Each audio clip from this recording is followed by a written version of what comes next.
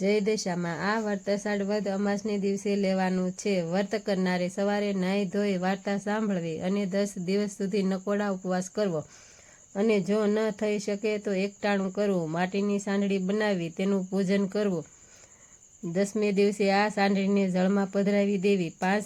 પાંચ વર્ષ પૂરા થયે એટલે આ વ્રતનું ઉજવણું કરવું। અષાઢ મહિનો આવ્યો, દિવાસાનો દિવસ આવ્યો। ગામની સ્ત્રીઓ ભેગી મળી દશામાનું વ્રત કરવા માટે નદીએ નાહવા ગઈ। નદીના કાંઠે રાજાનો રાજમહેલ હતો।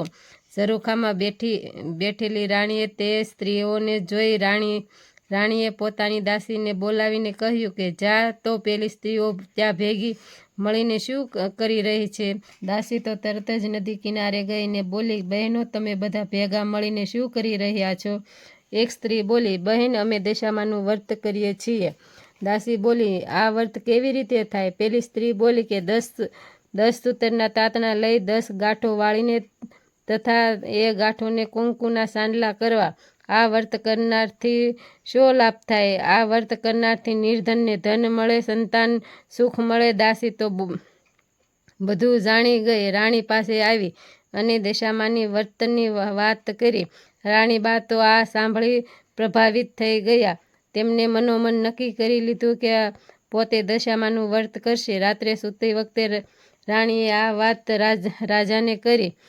રાજાએ વ્રત કરવાની ચોખ્ખી ના પાડી દીધી અને ઉપરથી તેને સંભળાવી દીધું કે તારે વળી શેની ખોટ છે? ધન દોલત સુખ સાહેબી રાજપાટ સંપત્તિ બધું જ છે, તો પછી તારે શા માટે આ વ્રત કરવું જોઈએ? રાજાના આવા અહંકાર ભર્યા વચન સાંભળી રાણી નારાજ થઈ ગઈ। તે તો ખાધા પીધા વિના રીસાઈને સૂઈ ગઈ। રાજાના અહંકાર ભર્યા વચનો સાંભળી દશામાના કોપાયમાન થયા। તે આખા રાજ્યમાં ફરી વળ્યા। વહેલી સવારે આખા નગરમાં અંધાધૂંધ ફેલાઈ ગઈ।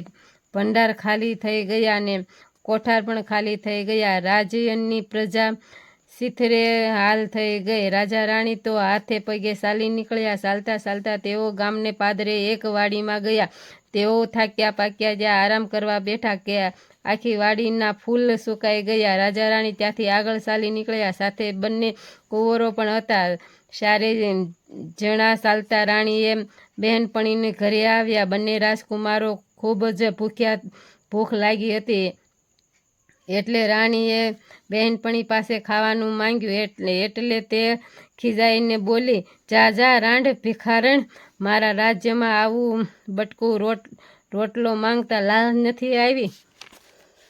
આવા વેણ સાંભળી તેઓ ત્યાંથી આગળ વધ્યા। રસ્તામાં એક વાવ આવી। બંને કુંવરો ખૂબ તરસ લાગી હતી એટલે તેઓ પાણી પીવા વાવમાં ગયા કે દશામાએ તેમના વાવમાં ખેંચી લીધા। આ જોઈ રાજા રાણી કલ્પાત કરવા લાગ્યા। રાજાએ ખાતરી થઈ ગઈ કે નક્કી આ બધું દશામાના વ્રતનું અપમાન કરવાનું કારણ છે। રાજાએ મનમાં ખૂબ જ પસ્તાવો થવા લાગ્યો। તેમણે રાણીએ આશ્વાસન આપ્યું, કહ્યું કે કલ્પાત ન કરો રાણી, જેણે કુંવરો આપ્યા હતા તેણે લઈ લીધા।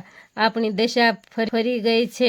સાચે જ દશામાં આપણી ઉપર કોપ્યા લાગે છે। તેઓ કલ્પાત કરતા આગળ વધ્યા। રસ્તામાં રાજાની બહેનનું ગામ આવ્યું। રાજાએ પોતાને બહેનને સમાચાર મોકલ્યા અને પોતે ગામને પાદર મુકામ કર્યો। બહેનને સંદેશો મળતા જ તેમણે લાગ્યું કે જરૂર ભાઈને કોઈ દુઃખ પડ્યું છે, નહીતર હાથી ઘોડા અને રથ વગર તેઓ આવે જ નહીં। આમ વિચારી બહેને સુખડી બનાવી। માટલીમાં સુખડી તથા સાવ સોનાનું સાંકળું મૂકી પોતાની ભાઈને મોકલાવ્યો।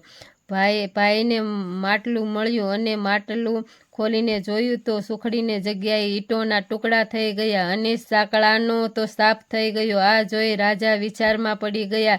તેને થયું કે પોતાની સગી માજણી બહેન પોતાના ભાઈ મારી નાખવા તો ન જ ઈચ્છતી હોય, જરૂર આ દશામાના કોપના જ કારણે। આમ વિચારી રાજાએ તે માટલું ભોંયમાં દાટી દીધું અને રાણીને લઈને આગળ ચાલવા લાગ્યા। આગળ જતા એક મોટી નદી આવી। નદીને કાંઠે સીભડાના વાડા હતા। રાણીએ ખેડૂતને પૂછ્યું કે ભાઈ, અમને ખૂબ જ ભૂખ લાગી છે, એક સીભડું ખાવા આપો તો સારું। ખેડૂત તેમને એક સીભડું તોડીને આપ્યું। રાજા રાણીને નિયમ હતું સૂર્યનારાયણ અસ્ત થયા પછી ખાવું નહીં, તેથી રાણીએ સીભડું સાલામાં સંતાડી દીધું। સૂઈ ગયા. એવામાં અજાણ્યા સૈનિકો આવ્યા. પાસેના ગામના રાજાનો કુંવર રિસાઈને મોસાળે નાસી ગયો હતો. તેથી તે સૈનિકોને તેને શોધતા શોધતા અહીં આવી ચડ્યા. તેમણે રાણીની સાલામાં કાંઈક સંતાડેલું જોયું. બહેન, તમારા સાલામાં આ શું છે? ભાઈ, આ તો શીભડું છે. સૈનિકોએ તેને બહાર કાઢ્યું, બતાવ્યું, કહ્યું કે રાણીએ તો સાલામાંથી શીભડાને બહાર કાઢ્યો, પણ દશામાના કોપે તે શીભડું કુંવરનું માથું થઈ ગયું. આથી સિપાઈએ ખૂબ જ ગુસ્સે થઈ ગયા અને બોલ્યા, તમે જ રાજાના કુંવરને મારી નાખ્યો છે. આમ બોલી તેમણે દોરડાથી બાંધી પોતાના રાજા પાસે લઈ ગયા અને રાજાએ પણ ગુસ્સે થઈ ગયા અને વગર વિચારે તેમને કેદખાનામાં પૂરી દીધા. આમ રાજા રાણી જેલમાં દુઃખના દિવસો પસાર કરવા લાગ્યા. સમય જતાં વાર લાગતી નથી. એવામાં અષાઢ મહિનો આવ્યો અને દિવાસાનો દિવસ આવ્યો. રાણીને થયું કે રાજાએ દશામાનું અપમાન કર્યું છે, તેથી અમારા દશા આવી થઈ ગઈ છે. એટલે રાણીએ કારાવાસમાં દશામાનું વ્રત કરવાનું શરૂ કર્યું. તેણે 10 દિવસ સુધી નકોડા ઉપવાસ કર્યો અને 10મે દિવસે માટીની સાંઢળી બનાવી પૂજા કરી અને આષ્ટોસ્વર માની સ્તુતિ કરી. રાણીની ભક્તિ જોઈ દશામાં તેની ઉપર પ્રસન્ન થયા. આથી તેઓ નગરના રાજા સપનામાં આવી બોલ્યા કે હે રાજન, તે આ રાજા રાણીને વગર વાકે કારાવાસમાં પૂર્યા છે, તો તેમનું છોડી દે. તારો કુંવર સવારે ઘરે આવી જશે. સવાર થતાં જ રાજાએ ઉઠીને જોયું તો કુંવર ઘરે આવી ગયો હતો. આથી રાજાએ જાતે જ જઈ પહેલા રાજા રાણીને કેદખાનામાંથી મુક્ત કર્યા અને તેમને માફી માંગી. પછી સારા વસ્ત્ર પહેરાવી તેમને માનપાન સાથે વિદાય કર્યા. હવે રાજા રાણીને લાગ્યું કે આપણી વળતી દશા લાગે છે, ચાલો આપણે ઘરે જઈએ.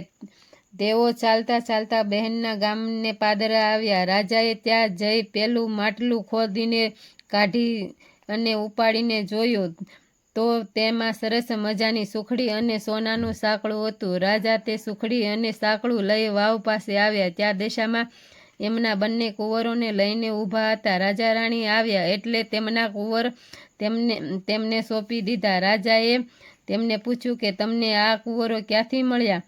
તેના જવાબમાં દશામાં પોતાના અસલ સ્વરૂપે પ્રગટ થયા અને તેમને આશીર્વાદ આપ્યા. કહ્યું કે હવે તમારી વળતી દશા થઈ છે, તો તમને વ્રતનો મહિમા સમજાયો અને રાજ્ય સંભાળી લો.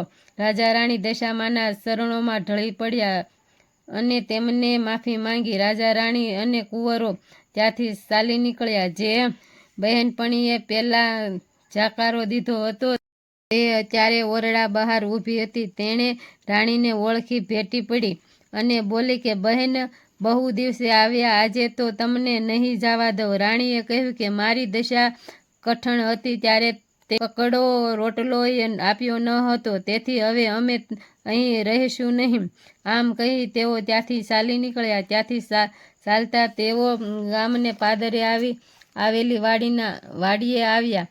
સુકાઈ ગયેલી વાડીએ તેમને આવતા જ લીલી છમ થઈ ગઈ. ગામના સમાચાર પહોંચતા જ કે રાજા રાણી દુઃખ વેઠીને પાછા આવે છે.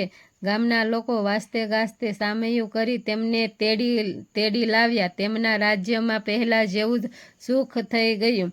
રાજા રાણીએ 5 વર્ષ સુધી દશામાનું વ્રત કર્યું. વ્રત પૂરું કરી તેમનું ઉજવણું પણ કર્યું. જય દશામાં. તમે જેવા રાજા રાણીને ફળ્યા તેવા સૌને ફરજો. જય દશામાં.